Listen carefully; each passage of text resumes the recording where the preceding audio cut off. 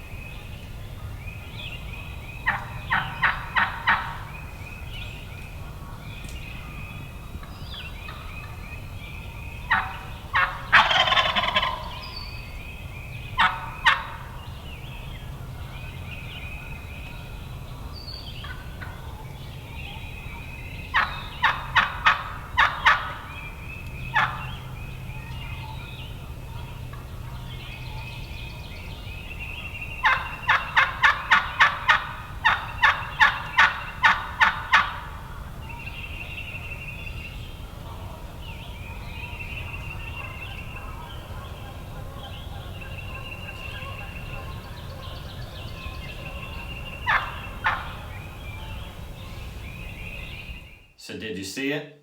I'm not sure if you know what I'm talking about. When I tell you, you might want to go back and watch the footage again, because I didn't catch it when it was actually happening, and I didn't recognize it until I was editing the video.